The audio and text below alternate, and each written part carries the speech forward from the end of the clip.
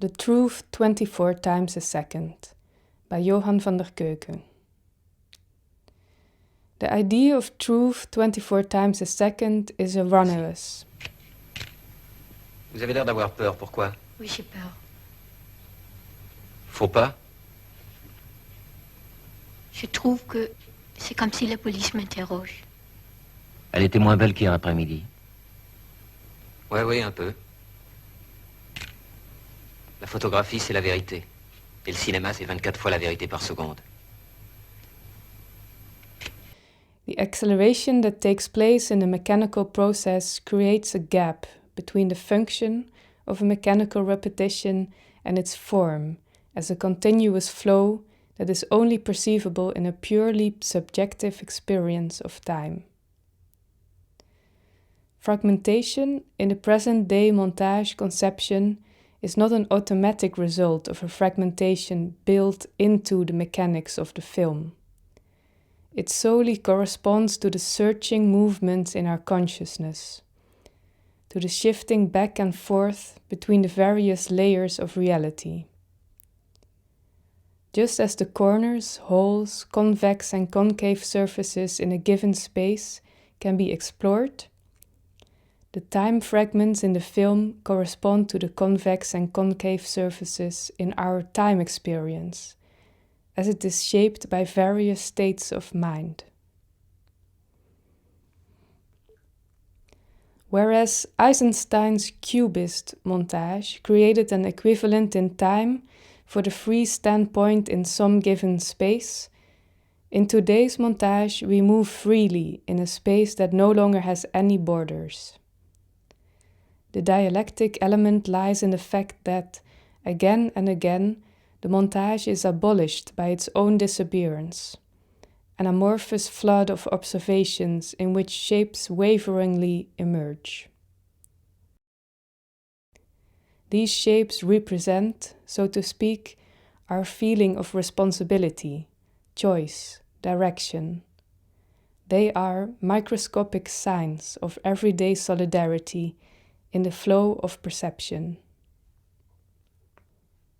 Film is such an impressionable medium that any schematic categorization within time and space has become unfeasible. This is the freedom and the uncertainty we have acquired since Cubism, whereas most films, even modern ones, are still at some pre-Cubist evolutionary stage, such as Impressionism, or on some sidetrack of modern art as magic realism. Anything and everything can serve to turn a film into a space. Countrywide music, Radio Columbus, WMNI. Everything's made by hand, by like real live people. All Ohio residents, no imports, no assembly line junk, so there's no brand names, all brand X, just genuine, handmade merchandise. Well, at the Daisy. That sure sounds like good business to me. Yeah. With an 18-watt stereo receiver and 2 matching speakers, sale priced at a record low $79.95. That's 20% off the usual low price of this fine stereo system. During this special sale, you can have an 8-track cartridge tape player for just $39.95 and save another $10. Or choose the Modulator 4-speed stereo record changer for $35.95 with this. The important thing is not the reproduction of a three-dimensional reality, but by way of the time elements in a film, the creation of an autonomous space. The whole syntax of camera angles and movements that was once hoped for has been shattered, along with the notion of a unified space or a central piece of subject matter, or, one step further, a mechanical fragmentation countering that central piece of subject matter. In spite of what we've been taught, on the level of montage, the cut can introduce an element of slackness. Even more importantly, it can provide the horizontal or vertical lines with which we demarcate the very transitory arenas or playgrounds in the space of our film. From this totality of undefined spaces and wavering shapes, a final form emerges as soon as the film has unwound itself. This final form, convenient in size, can be wrapped up by the viewer and carried off in his head. It is a thing, but it is a thing that moves. It is fragile and expansive at the same time, and it can lose itself in the space inside the head.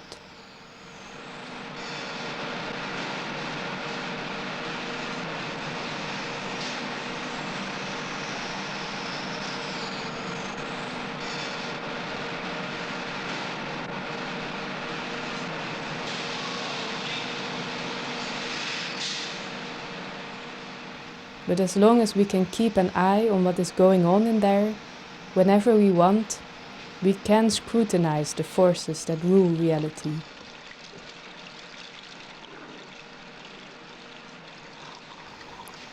Or, for whoever wishes to put it that way, the universe.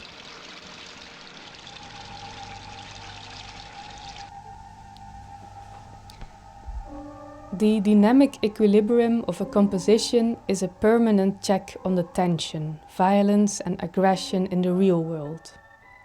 In that sense, it is an ideal state of affairs.